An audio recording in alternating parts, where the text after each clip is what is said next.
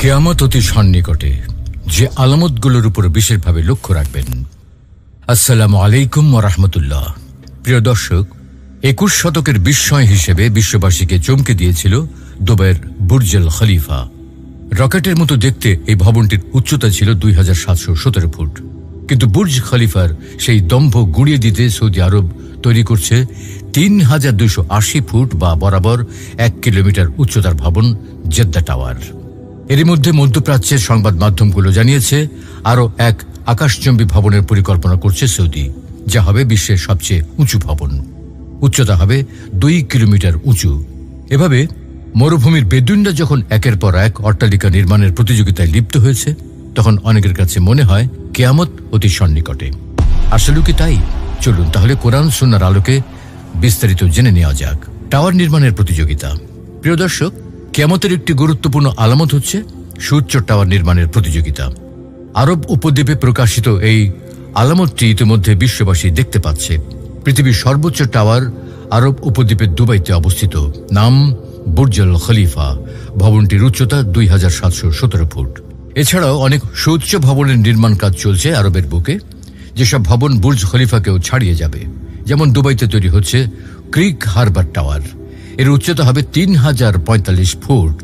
ধারণা করা হয়েছিল বুর্জ আল খলিফার পর এটি হবে বিশ্বের সবচেয়ে উঁচু ভবন, কিন্তু সৌদি আরবের নির্মাণাধীন জেদ্দা টাওয়ার সব রেকর্ড ভেঙে দেবে।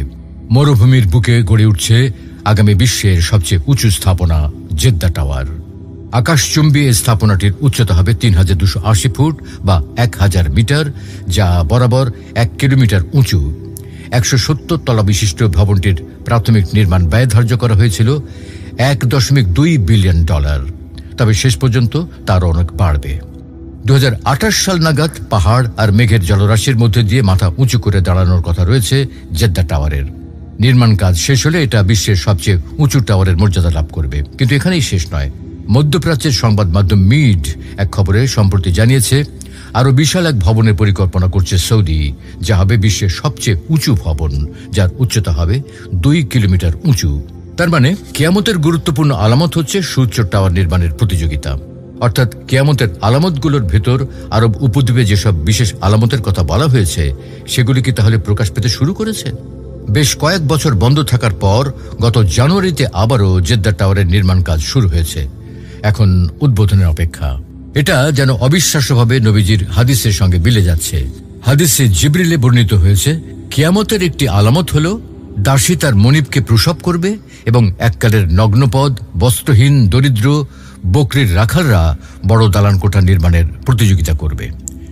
একটি বর্ণনায় রয়েছে, যখন দেখবে মক্কার পাহাড়গুলো কেটে সুড়ঙ্গ বানানো হয়েছে, জমজম কূপের পানি খনন করে ক্যানেল করে চারিদিকে ছড়িয়ে দেওয়া হয়েছে, আর সুউচ্চ অট্টালিকা নির্মাণ করা হয়েছে, যা পাহাড়ের উপর মাথা তুলে দাঁড়িয়ে আছে এবং এর ছায়া মক্কার কাবায় এসে পড়ছে, তখন তুমি বুঝবে কিয়ামতের আলামত যেন তোমার মাথার উপর মেঘের মতো এসে দাঁড়িয়ে আছে।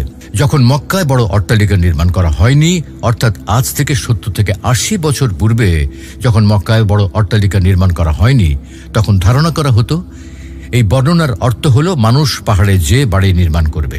এরপরে এসে ভাবা হলো পাহাড়ে বাড়ি নির্মাণ নয়, বরং বড় বড় বিল্ডিং নির্মাণ করা হবে, সেখান থেকে পাহাড় দেখা যাবে। কিন্তু তাও না।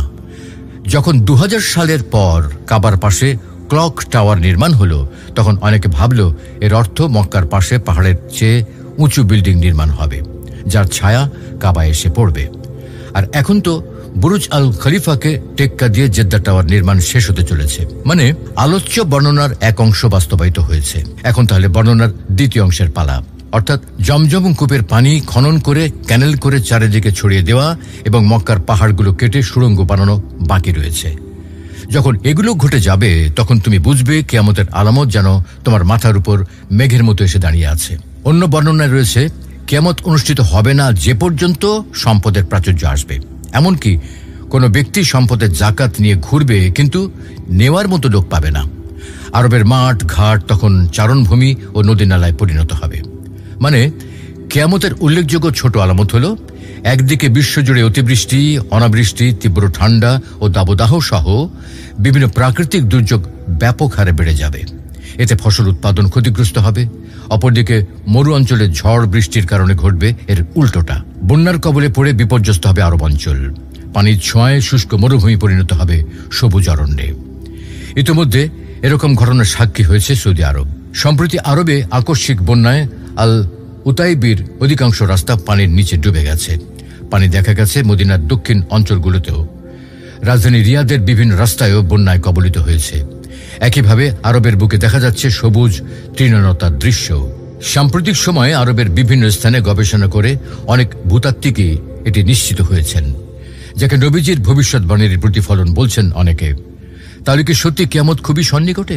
কিয়ামতের বিশেষ আলামত। সুপ্রিয় দর্শক, মহাবিশ্বের আয়ু একদিন ফুরিয়ে যাবে। মহাপ্রলয় বা কিয়ামতের মাধ্যমে পৃথিবী, আকাশ সব ধ্বংস হয়ে যাবে। তবে তা কবে সংঘটিত হবে আল্লাহ ছাড়া কেউ জানেন না। পবিত্র কোরআনে এ সম্পর্কে ইরশাদ হয়েছে, ইন্নাল্লাহা ইনদাহু ইলমুস সাআতি ওয়া ইউনাজ্জিলুল গায়থ وينزل الغيث ويعلم ما في الأرحام। নিশ্চয়ই কিয়ামতের জ্ঞান কেবল আল্লাহরই জানা। তিনি বর্ষণ করেন বৃষ্টি এবং তিনি জানেন কি আছে জরায়ুর ভেতর। সেদিন ইসরাফিল আলাইহিস সালামের প্রথম ফুৎকারে নশ্বর জগতের সবকিছু ধ্বংস হয়ে যাবে এবং দ্বিতীয় ফুকের মাধ্যমে সব সৃষ্টি ফের জীবিত হয়ে উঠে দাঁড়াবে। ইসলামের পরিভাষায় এটি কিয়ামত। কিয়ামতের আলামতের মধ্যে কিছু রয়েছে ছোট আলামত আর কিছু বড় আলামত। বড় আলামতগুলো কিয়ামত খুব কাছে এলেই দৃশ্যমান হবে। ছোট আলামতগুলো ইতিমধ্যে প্রায়ই প্রকাশ পেয়েছে, আর কিছু প্রকাশ পায়নি বা পুরোপুরি প্রকাশ পায়নি। তবে বিভিন্ন আলামত প্রকাশ পাচ্ছে বলে উম্মতে মুহাম্মদীকে পবিত্র কোরআনে সতর্ক করা হয়েছে। ইরশাদ হচ্ছে, ফাহাল ইয়ানজুরুনা ইল্লা আস-সাআতা আন তা'তিয়াহুম বাগতাহ فقد جاء أشراطها فأنى لهم إذا جاءتهم ذكراهم। তারা শুধু এই অপেক্ষাই করছে যে কিয়ামত হঠাৎ করেই তাদের কাছে এসে পড়ুক। বস্তুত কিয়ামতের লক্ষণ সমূহ তো এসেই পড়েছে। সুতরাং কিয়ামত এসে পড়লে তারা উপদেশ গ্রহণ করবে কেমন করে? ছোট আলামতের মধ্যে কিছু পুরোপুরি প্রকাশ পায়নি বা প্রকাশ পেতে শুরু করেছে। এর মধ্যে রয়েছে আরবের মরুভূমি সম্পর্কে কিছু বর্ণনা। এমন একটি বর্ণনা হলো আরব ভূখণ্ডে তৃণলতা ও নদীনালা ফিরে আসা। আবু হুরায়রা রাদিয়াল্লাহু তাআলা আনহু থেকে বর্ণিত, রাসূলুল্লাহ সাল্লাল্লাহু আলাইহি ওয়াসাল্লাম ইরশাদ করেন, কিয়ামত অনুষ্ঠিত হবে না যে পর্যন্ত সম্পদের প্রাচুর্য আসবে। এমনকি কোনো ব্যক্তি সম্পদের জাকাত নিয়ে ঘুরবে কিন্তু নেওয়ার মতো লোক পাবে না। আরবের মাঠ ঘাট তখন চারণভূমি ও নদীনালায় পরিণত হবে। হাদিস বিশারদদের মতে এই হাদিস দ্বারা শুধু বর্তমান সৌদি রাষ্ট্র উদ্দেশ্য নয়, কোরআন হাদিসের ভাষায় আরব বলতে গোটা আরব উপদ্বীপকে বোঝায়। এই উপদ্বীপে রয়েছে বর্তমান সৌদি আরব, কাতার, কুয়েত, বাহরাইন, সংযুক্ত আরব আমিরাত, ইয়েমেন ও ওমান। সৌদি আরবে প্রকাশিত হবে এমন আরো অনেক আলামতের কথা বর্ণিত হয়েছে হাদিসে। এর একটি হলো রাজ পরিবার নিয়ে। রাসূলুল্লাহ সাল্লাল্লাহু আলাইহি ওয়াসাল্লাম ইরশাদ করেন, তোমাদের গুপ্তধন নিয়ে 3 ব্যক্তি যুদ্ধ করবে, যারা সবাই খলিফার সন্তান, কিন্তু ওই ধন তারা একজনও পাবে না। অতঃপর পূর্বদেশ থেকে কালো পতাকাবাহীরা বের হবে, যারা তোমাদের এমনভাবে হত্যা করবে যা এর আগে কেউ করেনি। বর্ণনাকারী বলেন, এরপর রাসূলুল্লাহ সাল্লাল্লাহু আলাইহি ওয়াসাল্লাম আরো কিছু কথা বলেন যা আমার এখন স্মরণে নেই। অতঃপর বললেন, যখন তোমরা তাকে দেখবে তার হাতে বায়াত গ্রহণ করবে, বরফের উপর হামাগুড়ি দিয়ে এসে হলেও, কেননা তিনি হলেন আল্লাহর খলিফা মাহদি। এই হাদিসে গুপ্তধনের ব্যাখ্যায় আল্লামা সিন্দি রহমাতুল্লাহি আলাইহি বলেন, এর দ্বারা আরবের রাজত্ব বোঝানো হয়েছে। ইমাম ইবনে কাসির রহমতুল্লাহি আলাইহি বলেন, এখানে বাহ্যত গুপ্তধন দ্বারা কাবা শরীফের গুপ্তধনই উদ্দেশ্য হওয়া বোঝায়। সঙ্গে সঙ্গে একথাও বোঝা যায় যে কিয়ামতের আগে ওই কালো পতাকাবাহীরা ইমাম মাহদির সঙ্গে যুক্ত হবেন এবং মাহদির দলভুক্ত হবেন। কিন্তু আমরা দেখতে পাই যুগে যুগে সেই আব্বাসী খেলাফতের শুরু লগ্ন থেকে অনেকেই নিজেদের ওই দল বোঝানোর জন্য কালো পতাকা নিয়ে অভিযানে নেমেছে। কেউ বা নিজেকে মাহদিও দাবি করে বসেছে। এগুলো সম্পূর্ণ মিথ্যা। বরং ওই দলের ব্যাপারে আল্লাহ তাআলাই ভালো জানেন। ইমাম মাহদির ব্যাপারে অনেক হাদিসে বিভিন্ন আলামত ও অবস্থা বর্ণনা করা হয়েছে। যেমন তিনি নিজেকে গোপন রাখবেন, তবে নেককাররা তাকে চিনে ফেলবেন। তিনি ফাতিমা রাদিয়াল্লাহু তাআলা আনহার বংশের হবেন। তার নাম মুহাম্মদ হবে, তার পিতার নাম আব্দুল্লাহ হবে, ইত্যাদি ইত্যাদি। যুগে যুগে যারা নিজেকে মাহদী পরিচয় দিয়ে আত্মপ্রকাশ করে বিভিন্ন অভিযানে লিপ্ত হয়েছে, তারা ভ্রষ্টতা ও ভ্রান্তির শিকার হয়েছে। সামাজিক যোগাযোগ মাধ্যমে দেখা যায় অনেকে উল্লিখিত হাদিসকে সৌদি আরবের বর্তমান পরিস্থিতির সঙ্গে তুলনা করতে চায়, অথচ এর সঙ্গে সৌদি আরবের বর্তমান পরিস্থিতির সম্পর্ক নিয়ে প্রশ্ন রয়েছে। তাই বলা যায়, লোহিত সাগরের পাশে মাথা উঁচু করে দাঁড়াতে যাওয়া জেদ্দা টাওয়ারের আলোচনাটিও সেই রকম। বুর্জ আল খলিফার নকশাবিদ মার্কিন স্থপতি আদ্রিয়ান স্মিথের নকশায় কিংডম হোল্ডিং কোম্পানির চেয়ারম্যান যুবরাজ আল ওয়ালিদ বিন তালাত ও জেদ্দা ইকোনমিক কোম্পানি যৌথভাবে এই টাওয়ার নির্মাণ করছেন। প্রধান ঠিকাদারি প্রতিষ্ঠান সৌদি বিন লাদেন গ্রুপ। 59টি লিফট, 12টি দ্রুতগতির এসকেলেটর থাকবে টাওয়ারটিতে। জেদ্দা ইকোনমিক সিটির প্রাণকেন্দ্র হবে এই টাওয়ার। একই সঙ্গে বাণিজ্যিক এবং আবাসিক সুবিধা থাকবে ভবনটিতে। থাকবে হোটেল, অ্যাপার্টমেন্ট ও বিভিন্ন বাণিজ্যিক প্রতিষ্ঠানের অফিস। পর্যটন আকর্ষণ করতেও জেদ্দা টাওয়ার গুরুত্বপূর্ণ ভূমিকা রাখবে। অর্থাৎ জেদ্দা টাওয়ার কিয়ামতের কোনো আলামত নয়, এটি শুধুমাত্র সৌদি আরবে নির্মাণাধীন একটি অত্যন্ত উঁচু ভবন, যা বিশ্বের সবচেয়ে উঁচু কাঠামো হওয়ার পরিকল্পনা করা হয়েছে। কিছু উৎসের বর্ণনার ভিত্তিতে একে কিয়ামতের আলামত হিসেবে উল্লেখ করা কোনো ধর্মীয় বা ইসলামিক বিশ্বাস নয়, বরং একটি ভুল ধারণা। কেননা কিয়ামতের আলামতগুলো সাধারণত সুনির্দিষ্ট ধর্মীয় ভবিষ্যৎবাণীর সাথে যুক্ত থাকে, যা এই ধরনের নির্মাণ প্রকল্পের সাথে সম্পর্কযুক্ত নয়। সংক্ষেপে বলা যায়, জেদ্দা টাওয়ার একটি স্থাপত্যের বিস্ময়, কোনো ধর্মীয় ভবিষ্যৎবাণী নয়। এখানে বিশেষভাবে উল্লেখ করা প্রয়োজন, কিয়ামতের আলামতগুলোর মধ্যে ভয়াবহ আলামত হল দাজ্জালের আবির্ভাব। দাজ্জাল পৃথিবীতে 40 দিন অবস্থান করবে। প্রথম দিন হবে 1 বছরের সমান, দ্বিতীয় দিন 1 মাস ও তৃতীয় দিন হবে 1 সপ্তাহের সমান। বাকি দিনগুলো হবে দুনিয়ার সাধারণ দিনের মতো। তখন নামাজের সময় নির্ধারণ করতে হবে অনুমান করে। মানুষকে বিপদগামী করতে সব ধরনের চেষ্টা চালাবে সে মিথ্যা, জান্নাত জাহান্নামের চিত্র দেখিয়ে মানুষকে বিভ্রান্ত করবে। হাদিসের বর্ণনা মতে দ্রুতগামী বাতাস বৃষ্টিকে যেভাবে চালিয়ে নেয়, দাজ্জালের চলার গতিও সেই রকম হবে। মক্কা মদিনা ছাড়া এমন কোনো শহর নেই যেখানে দাজ্জাল পদচারণা করবে না। মক্কা এবং মদিনার প্রত্যেকটি প্রবেশ পথেই ফেরেশতাগণ সারিবদ্ধভাবে পাহারায় নিয়োজিত থাকবে। এরপর মদিনা তার অধিবাসীদের নিয়ে 3 বার কেঁপে উঠবে এবং আল্লাহ তাআলা কাফের এবং মুনাফিকদের বের করে দেবেন। আসলে ইতিহাসের শুরু থেকে মানুষ পর্বতরাজির মহিমা ও আকাশ মার্গের বিশালতা উপলব্ধি করে এসেছে। তাদের পর্যবেক্ষণের ধারা ও প্রণালী আদিম ও অর্বাচীন, তাই তারা এদের অবিনশ্বর ভাবত। কিন্তু আল কোরআনের উদ্ভাসিত অন্যতম সত্য এই হল, বিশ্ব চরাচর পরিকল্পিতভাবে সৃষ্ট এবং একদিন এর অবসান অবশ্যম্ভাবী।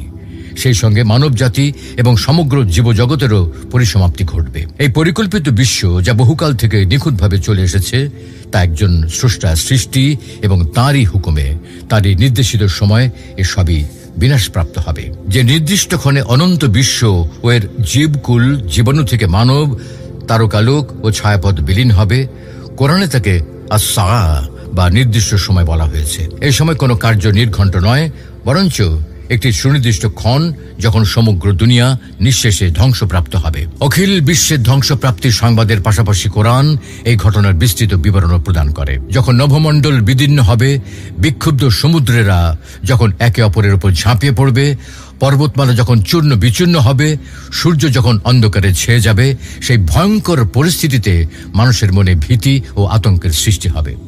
বিশেষ জোর দিয়ে বলা হয়েছে, সেই অবস্থার হাত থেকে কোনো নিষ্কৃতি নেই, পালানোর কোনো পথ নেই। এসব বিবরণ থেকে আমরা এই সিদ্ধান্তে পৌঁছাই, ক্রান্তি লগ্নের সেই পরিস্থিতি এমন ভয়াবহ হবে, পৃথিবী এর আগে কখনো তেমন অবস্থার মুখোমুখি হয়নি। তাই অখিল বিশ্বের অবশ্যম্ভাবী ধ্বংসপ্রাপ্তির বিষয়টি সব যুগের মানুষের মনে ঔৎসুক্যের জন্ম দিয়েছে। কিছু আয়াতে বর্ণনা আছে, লোকেরা কিয়ামতের দিনক্ষণ সম্পর্কে মহানবী সাল্লাল্লাহু আলাইহি ওয়াসাল্লামকে প্রশ্ন করেছে। তারা আপনাকে কিয়ামত সংঘটিত হওয়ার সময় সম্পর্কে জিজ্ঞাসা করে। এসব প্রশ্নের উত্তর দানের জন্য আল্লাহ তাআলা মহানবী সাল্লাল্লাহু আলাইহি ওয়াসাল্লামকে নির্দেশ দিলেন, আপনি বলে দিন, এর জ্ঞান শুধু আমার প্রভুর নিকটেই রয়েছে। অর্থাৎ কিয়ামতের দিনক্ষণ সংক্রান্ত জ্ঞান একমাত্র আল্লাহরই এখতিয়ার। এর থেকে আমরা বুঝি, কিয়ামতের আগমন সময় মানুষের জ্ঞানের অগম্য। আল্লাহ কেন কিয়ামতের আগমন ক্ষণকে মানুষের জ্ঞানের সীমানার বাইরে রেখেছেন, নিশ্চয়ই তার অন্তর্নিহিত কারণ আছে। উদাহরণস্বরূপ বলা যায়, মানুষ যে কোনো শতাব্দীতে বাস করুক না কেন, তার জন্য এটা মঙ্গলময় যে সে কিয়ামত সম্পর্কে উদ্বিগ্ন থাকে এবং আল্লাহর মহত্ব ও বিপুল পরাক্রম সম্পর্কে শ্রদ্ধাশীল থাকে। সেদিনের ভয়াবহতা হঠাৎ করে তাদেরকে আচ্ছন্ন করে ফেলার আগে তাদের জানা উচিত একমাত্র আল্লাহ ছাড়া তাদের আর কোনো আশ্রয় নেই। যদি কিয়ামতের সঠিক নির্ঘণ্ট জানা থাকত, তাহলে বর্তমান সময়ের পূর্ববর্তী লোকেরা প্রয়কাল সম্পর্কে চিন্তা করার প্রয়োজনীয়তা উপলব্ধি করত না। কোরআনে বর্ণিত ক্রান্তিকালীন ঘটনাবলী সম্পর্কে তাদের কোনো আগ্রহ থাকত না। মৃত্যু নিয়ে কোনো দুশ্চিন্তা থাকত না। পরকালের প্রস্তুতি নেওয়ার কোনো প্রয়োজন বোধ করত না।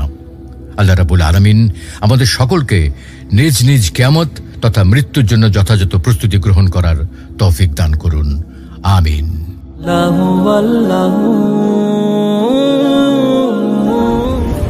মহাবিশ্ব সৃষ্টির পূর্বে আল্লাহ কি করতেন? কবরের আযাব কি শুধু আত্মার উপরে হবে? ওগো কমলে ওয়ালা নবী সাল্লাল্লাহু আলাইহি। দোয়া কি মানুষের ভাগ্য পরিবর্তন করতে পারে? লা ইলাহা ইল্লাল্লাহ। কোরআন ও হাদিসের আলোকে জীবন গড়ুন। ইসলাম এন্ড লাইফের সাথেই থাকুন।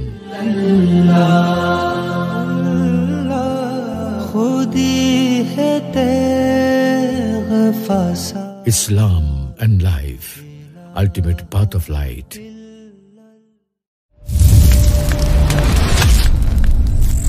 কিয়ামত অতি সন্নিকটে, যে আলামতগুলোর উপর বিশেষভাবে লক্ষ্য রাখবেন।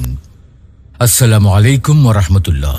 প্রিয় দর্শক, 21 শতকের বিস্ময় হিসেবে বিশ্ববাসীকে চমকে দিয়েছিল দুবাইয়ের বুর্জ আল খলিফা। রকেটের মতো দেখতে এই ভবনটির উচ্চতা ছিল 2717 ফুট। কিন্তু বুর্জ খলিফার সেই দম্ভ গুঁড়িয়ে দিতে সৌদি আরব তৈরি করছে 3280 ফুট বা বরাবর 1 কিলোমিটার উচ্চতার ভবন জেদ্দা টাওয়ার। এরই মধ্যে মধ্যপ্রাচ্যের সংবাদ মাধ্যমগুলো জানিয়েছে আরও এক আকাশচুম্বী ভবনের পরিকল্পনা করছে সৌদি, যা হবে বিশ্বের সবচেয়ে উঁচু ভবন। উচ্চতা হবে 2 কিলোমিটার উঁচু। এভাবে মরুভূমির বেদুইনরা যখন একের পর এক অট্টালিকা নির্মাণের প্রতিযোগিতায় লিপ্ত হয়েছে, তখন অনেকের কাছে মনে হয় কিয়ামত অতি সন্নিকটে। আসলে কি তাই? চলুন তাহলে কোরআন সুন্নাহর আলোকে বিস্তারিত জেনে নেওয়া যাক। টাওয়ার নির্মাণের প্রতিযোগিতা।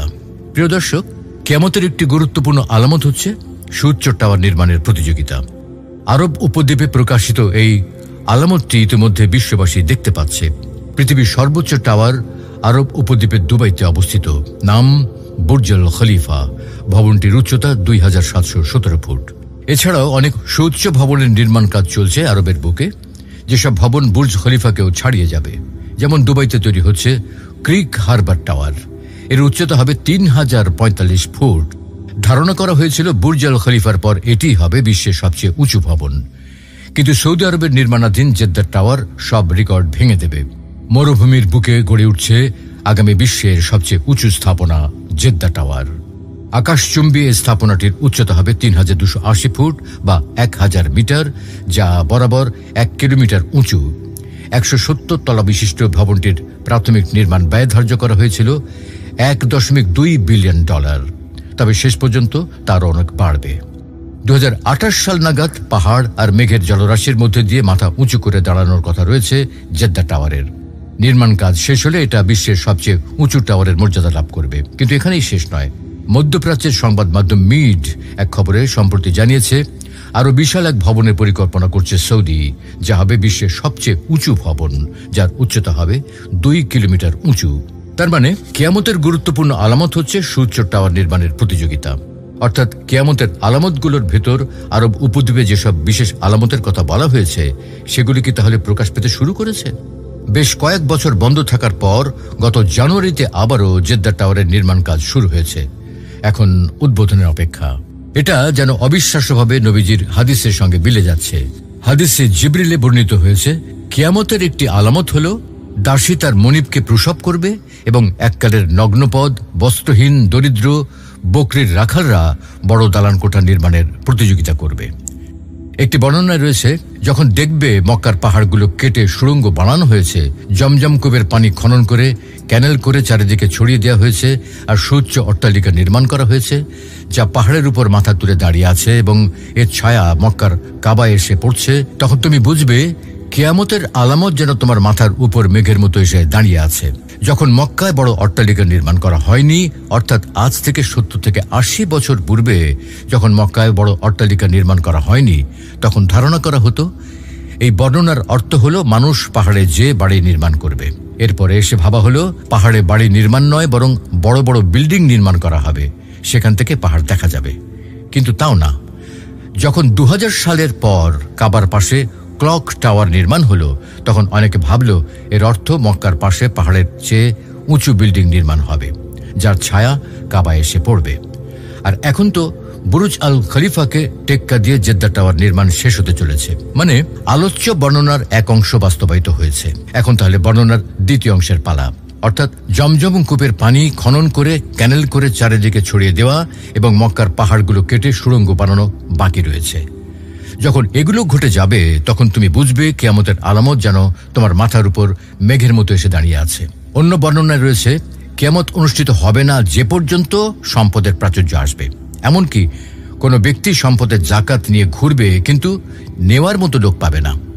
আরবের মাঠ ঘাট তখন চারণভূমি ও নদী নালায় পরিণত হবে। মানে কিয়ামতের উল্লেখযোগ্য ছোট আলামত হলো, একদিকে বিশ্বজুড়ে অতিবৃষ্টি, অনাবৃষ্টি, তীব্র ঠান্ডা ও দাবদাহ সহ বিভিন্ন প্রাকৃতিক দুর্যোগ ব্যাপক হারে বেড়ে যাবে। এতে ফসল উৎপাদন ক্ষতিগ্রস্ত হবে। অপরদিকে মরু অঞ্চলে ঝড় বৃষ্টির কারণে ঘটবে এর উল্টোটা। বন্যার কবলে পড়ে বিপর্যস্ত হবে আরব অঞ্চল। পানির ছোঁয়ায় শুষ্ক মরুভূমি পরিণত হবে সবুজ অরণ্যে। ইতিমধ্যে এরকম ঘটনার সাক্ষী হয়েছে সৌদি আরব। সম্প্রতি আরবে আকস্মিক বন্যায় আল উতাইবির অধিকাংশ রাস্তা পানির নিচে ডুবে গেছে। পানি দেখা গেছে মদিনার দক্ষিণ অঞ্চলগুলোতেও। রাজধানী রিয়াদের বিভিন্ন রাস্তায়ও বন্যায় কবলিত হয়েছে। একইভাবে আরবের বুকে দেখা যাচ্ছে সবুজ তৃণলতার দৃশ্য। সাম্প্রতিক সময়ে আরবের বিভিন্ন স্থানে গবেষণা করে অনেক ভূতাত্ত্বিকই এটি নিশ্চিত হয়েছেন, যাকে নবীজির ভবিষ্যৎবাণীর প্রতিফলন বলছেন অনেকে। তাহলে কি সত্যি কিয়ামত খুবই সন্নিকটে? কিয়ামতের বিশেষ আলামত। সুপ্রিয় দর্শক, মহাবিশ্বের আয়ু একদিন ফুরিয়ে যাবে। মহাপ্রলয় বা কিয়ামতের মাধ্যমে পৃথিবী আকাশ সব ধ্বংস হয়ে যাবে। তবে তা কবে সংঘটিত হবে আল্লাহ ছাড়া কেউ জানেন না। পবিত্র কোরআনে এ সম্পর্কে ইরশাদ হয়েছে, ইন্নাল্লাহা ইনদাহু ইলমুস সাআতি ওয়া ইউনাজ্জিলুল গায়থ ওয়া ইয়ালামু মা ফিল আরহাম। নিশ্চয়ই কিয়ামতের জ্ঞান কেবল আল্লাহরই জানা। তিনি বর্ষণ করেন বৃষ্টি এবং তিনিই জানেন কি আছে জরায়ুর ভেতর। সেদিন ইসরাফিল আলাইহিস সালামের প্রথম ফুৎকারে নশ্বর জগতের সবকিছু ধ্বংস হয়ে যাবে এবং দ্বিতীয় ফুকের মাধ্যমে সব সৃষ্টি ফের জীবিত হয়ে উঠে দাঁড়াবে। ইসলামের পরিভাষায় এটি কিয়ামত। কিয়ামতের আলামতের মধ্যে কিছু রয়েছে ছোট আলামত আর কিছু বড় আলামত। বড় আলামতগুলো কিয়ামত খুব কাছে এলেই দৃশ্যমান হবে। ছোট আলামতগুলো ইতিমধ্যে প্রায়ই প্রকাশ পেয়েছে, আর কিছু প্রকাশ পায়নি বা পুরোপুরি প্রকাশ পায়নি। তবে বিভিন্ন আলামত প্রকাশ পাচ্ছে বলে উম্মতে মুহাম্মদীকে পবিত্র কোরআনে সতর্ক করা হয়েছে। ইরশাদ হচ্ছে, ফাহাল ইয়ানজুরুনা ইল্লা আস-সাআতা আন তা'তিয়াহুম বাগতাহ ফাকাদ জাআ আশরাতুহা ফাআন্না লাহুম ইযা জাআতহুম যিকরাহুম। তারা শুধু এই অপেক্ষাই করছে যে কিয়ামত হঠাৎ করেই তাদের কাছে এসে পড়ুক। বস্তুত কিয়ামতের লক্ষণ সমূহ তো এসেই পড়েছে। সুতরাং কিয়ামত এসে পড়লে তারা উপদেশ গ্রহণ করবে কেমন করে? ছোট আলামতের মধ্যে কিছু পুরোপুরি প্রকাশ পায়নি বা প্রকাশ পেতে শুরু করেছে। এর মধ্যে রয়েছে আরবের মরুভূমি সম্পর্কে কিছু বর্ণনা। এমন একটি বর্ণনা হলো আরব ভূখণ্ডে তৃণলতা ও নদীনালা ফিরে আসা। আবু হুরায়রা রাদিয়াল্লাহু তাআলা আনহু থেকে বর্ণিত, রাসূলুল্লাহ সাল্লাল্লাহু আলাইহি ওয়াসাল্লাম ইরশাদ করেন, কিয়ামত অনুষ্ঠিত হবে না যে পর্যন্ত সম্পদের প্রাচুর্য আসবে। এমনকি কোনো ব্যক্তি সম্পদের জাকাত নিয়ে ঘুরবে, কিন্তু নেওয়ার মতো লোক পাবে না। আরবের মাঠ ঘাট তখন চারণভূমি ও নদীনালায় পরিণত হবে। হাদিস বিশারদদের মতে এই হাদিস দ্বারা শুধু বর্তমান সৌদি রাষ্ট্র উদ্দেশ্য নয়, কোরআন হাদিসের ভাষায় আরব বলতে গোটা আরব উপদ্বীপকে বোঝায়। এই উপদ্বীপে রয়েছে বর্তমান সৌদি আরব, কাতার, কুয়েত, বাহরাইন, সংযুক্ত আরব আমিরাত, ইয়েমেন ও ওমান। সৌদি আরবে প্রকাশিত হবে এমন আরো অনেক আলামতের কথা বর্ণিত হয়েছে হাদিসে। এর একটি হলো রাজ পরিবার নিয়ে। রাসূলুল্লাহ সাল্লাল্লাহু আলাইহি ওয়াসাল্লাম ইরশাদ করেন, তোমাদের গুপ্ত ধন নিয়ে 3 ব্যক্তি যুদ্ধ করবে, যারা সবাই খলিফার সন্তান, কিন্তু ওই ধন তারা একজনও পাবে না। অতঃপর পূর্বদেশ থেকে কালো পতাকাবাহীরা বের হবে, যারা তোমাদের এমনভাবে হত্যা করবে যা এর আগে কেউ করেনি। বর্ণনাকারী বলেন, এরপর রাসূলুল্লাহ সাল্লাল্লাহু আলাইহি ওয়াসাল্লাম আরো কিছু কথা বলেন যা আমার এখন স্মরণে নেই। অতঃপর বললেন, যখন তোমরা তাকে দেখবে তার হাতে বায়াত গ্রহণ করবে, বরফের উপর হামাগুড়ি দিয়ে এসে হলেও, কেননা তিনি হলেন আল্লাহর খলিফা মাহদী। এই হাদিসে গুপ্তধনের ব্যাখ্যায় আল্লামা সিন্দি রহমাতুল্লাহি আলাইহি বলেন, এর দ্বারা আরবের রাজত্ব বোঝানো হয়েছে। ইমাম ইবনে কাসির রহমতুল্লাহি আলাইহি বলেন, এখানে বাহ্যত গুপ্তধন দ্বারা কাবা শরীফের গুপ্তধনই উদ্দেশ্য হওয়া বোঝায়। সঙ্গে সঙ্গে একথাও বোঝা যায় যে কিয়ামতের আগে ওই কালো পতাকাবাহীরা ইমাম মাহদীর সঙ্গে যুক্ত হবেন এবং মাহদীর দলভুক্ত হবেন। কিন্তু আমরা দেখতে পাই যুগে যুগে সেই আব্বাসী খেলাফতের শুরু লগ্ন থেকে অনেকেই নিজেদের ওই দল বোঝানোর জন্য কালো পতাকা নিয়ে অভিযানে নেমেছে। কেউ বা নিজেকে মাহদীও দাবি করে বসেছে। এগুলো সম্পূর্ণ মিথ্যা, বরং ওই দলের ব্যাপারে আল্লাহ তাআলাই ভালো জানেন। ইমাম মাহদীর ব্যাপারে অনেক হাদিসে বিভিন্ন আলামত ও অবস্থা বর্ণনা করা হয়েছে। যেমন তিনি নিজেকে গোপন রাখবেন, তবে নেককাররা তাকে চিনে ফেলবেন। তিনি ফাতিমা রাদিয়াল্লাহু তাআলা আনহার বংশের হবেন।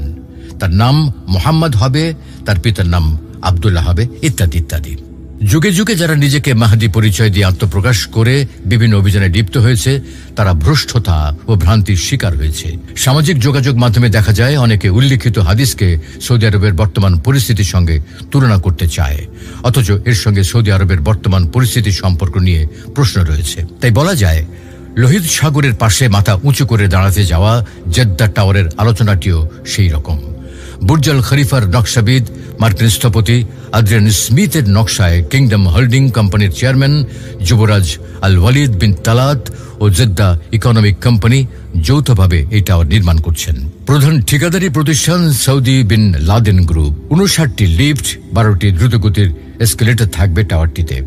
জেদ্দা ইকোনমিক সিটির প্রাণকেন্দ্র হবে এই টাওয়ার। একই সঙ্গে বাণিজ্যিক এবং আবাসিক সুবিধা থাকবে ভবনটিতে। থাকবে হোটেল, অ্যাপার্টমেন্ট ও বিভিন্ন বাণিজ্যিক প্রতিষ্ঠানের অফিস। পর্যটন আকর্ষণ করতেও জেদ্দা টাওয়ার গুরুত্বপূর্ণ ভূমিকা রাখবে। অর্থাৎ জেদ্দা টাওয়ার কিয়ামতের কোনো আলামত নয়, এটি শুধুমাত্র সৌদি আরবে নির্মাণাধীন একটি অত্যন্ত উঁচু ভবন, যা বিশ্বের সবচেয়ে উঁচু কাঠামো হওয়ার পরিকল্পনা করা হয়েছে। কিছু উৎসের বর্ণনার ভিত্তিতে একে কিয়ামতের আলামত হিসেবে উল্লেখ করা কোনো ধর্মীয় বা ইসলামিক বিশ্বাস নয়, বরং একটি ভুল ধারণা। কেননা কিয়ামতের আলামতগুলো সাধারণত সুনির্দিষ্ট ধর্মীয় ভবিষ্যৎবাণীর সাথে যুক্ত থাকে, যা এই ধরনের নির্মাণ প্রকল্পের সাথে সম্পর্কযুক্ত নয়। সংক্ষেপে বলা যায়, জেদ্দা টাওয়ার একটি স্থাপত্যের বিস্ময়, কোনো ধর্মীয় ভবিষ্যৎবাণী নয়।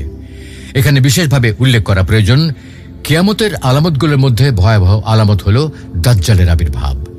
দাজ্জাল পৃথিবীতে 40 দিন অবস্থান করবে।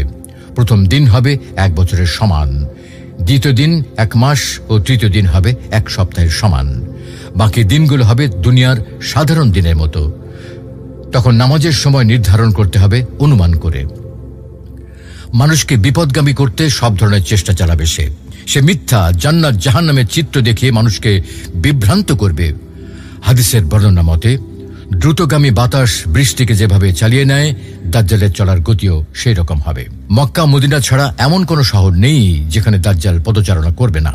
মক্কা এবং মদিনার প্রত্যেকটি প্রবেশ পথেই ফেরেশতাগণ সারিবদ্ধভাবে পাহারায় নিয়োজিত থাকবে। এরপর মদিনা তার অধিবাসীদের নিয়ে 3 বার কেঁপে উঠবে এবং আল্লাহ তাআলা কাফের এবং মুনাফিকদের বের করে দেবেন। আসলে ইতিহাসের শুরু থেকে মানুষ পর্বতরাজির মহিমা ও আকাশ মার্গের বিশালতা উপলব্ধি করে এসেছে। তাদের পর্যবেক্ষণের ধারা ও প্রণালী আদিম ও অর্বাচীন, তাই তারা এদের অবিনশ্বর ভাবত। কিন্তু আল কোরআনের উদ্ভাসিত অন্যতম সত্য এই হল, বিশ্ব চরাচর পরিকল্পিতভাবে সৃষ্ট এবং একদিন এর অবসান অবশ্যম্ভাবী। সেই সঙ্গে মানব জাতি এবং সমগ্র জীবজগতেরও পরিসমাপ্তি ঘটবে। এই পরিকল্পিত বিশ্ব, যা বহুকাল থেকে নিখুঁতভাবে চলে এসেছে, তা একজন স্রষ্টার সৃষ্টি এবং তাঁরই হুকুমে, তাঁরই নির্দেশিত সময় এসবই বিনাশপ্রাপ্ত হবে। যে নির্দিষ্ট ক্ষণে অনন্ত বিশ্ব ও এর জীবকুল, জীবাণু থেকে মানব, তারকালোক ও ছায়াপথ বিলীন হবে, কোরআনে তাকে আস-সাআ বা নির্দিষ্ট সময় বলা হয়েছে। এই সময় কোনো কার্য নির্ঘণ্ট নয়, বরঞ্চ একটি সুনির্দিষ্ট ক্ষণ যখন সমগ্র দুনিয়া নিঃশেষে ধ্বংসপ্রাপ্ত হবে। অখিল বিশ্বের ধ্বংসপ্রাপ্তির সংবাদের পাশাপাশি কোরআন এই ঘটনার বিস্তৃত বিবরণও প্রদান করে। যখন নভমণ্ডল বিদীর্ণ হবে, বিক্ষুব্ধ সমুদ্রেরা যখন একে অপরের উপর ঝাঁপিয়ে পড়বে, পর্বতমালা যখন চূর্ণ বিচূর্ণ হবে, সূর্য যখন অন্ধকারে ছেয়ে যাবে, সেই ভয়ঙ্কর পরিস্থিতিতে মানুষের মনে ভীতি ও আতঙ্কের সৃষ্টি হবে। বিশেষ জোর দিয়ে বলা হয়েছে, সেই অবস্থার হাত থেকে কোনো নিষ্কৃতি নেই, পালানোর কোনো পথ নেই। এসব বিবরণ থেকে আমরা এই সিদ্ধান্তে পৌঁছাই, ক্রান্তি লগ্নের সেই পরিস্থিতি এমন ভয়াবহ হবে, পৃথিবী এর আগে কখনো তেমন অবস্থার মুখোমুখি হয়নি। তাই অখিল বিশ্বের অবশ্যম্ভাবী ধ্বংসপ্রাপ্তির বিষয়টি সব যুগের মানুষের মনে ঔৎসুক্যের জন্ম দিয়েছে।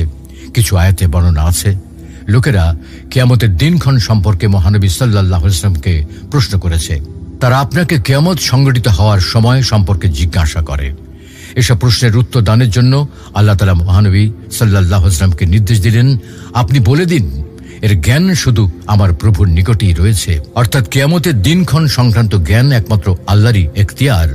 এর থেকে আমরা বুঝি কিয়ামতের আগমন সময় মানুষের জ্ঞানের অগম্য। আল্লাহ কেন কিয়ামতের আগমন ক্ষণকে মানুষের জ্ঞানের সীমানার বাইরে রেখেছেন, নিশ্চয়ই তার অন্তর্নিহিত কারণ আছে। উদাহরণস্বরূপ বলা যায়, মানুষ যে কোনো শতাব্দীতেই বাস করুক না কেন, তার জন্য এটা মঙ্গলময় যে সে কিয়ামত সম্পর্কে উদ্বিগ্ন থাকে এবং আল্লাহর মহত্ব ও বিপুল পরাক্রম সম্পর্কে শ্রদ্ধাশীল থাকে। সেদিনের ভয়াবহতা হঠাৎ করে তাদেরকে আচ্ছন্ন করে ফেলার আগে তাদের জানা উচিত, একমাত্র আল্লাহ ছাড়া তাদের আর কোনো আশ্রয় নেই। যদি কিয়ামতের সঠিক নির্ঘণ্ট জানা থাকত, তাহলে বর্তমান সময়ের পূর্ববর্তী লোকেরা প্রয়াকাল সম্পর্কে চিন্তা করার প্রয়োজনীয়তা উপলব্ধি করত না। কোরআনে বর্ণিত ক্রান্তিকালীন ঘটনাবলী সম্পর্কে তাদের কোনো আগ্রহ থাকত না, মৃত্যু নিয়ে কোনো দুশ্চিন্তা থাকত না, পরকালের প্রস্তুতি নেওয়ার কোনো প্রয়োজন বোধ করত না। আল্লাহ রাব্বুল আলামিন আমাদের সকলকে নিজ নিজ কিয়ামত তথা মৃত্যুর জন্য যথাযথ প্রস্তুতি গ্রহণ করার তৌফিক দান করুন। আমিন।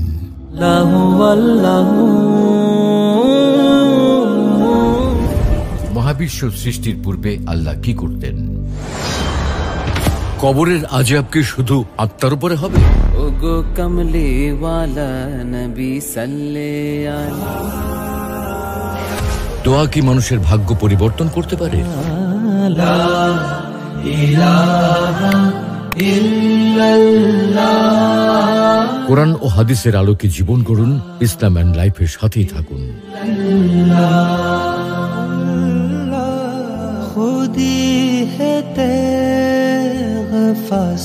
Islam and life, ultimate path of light.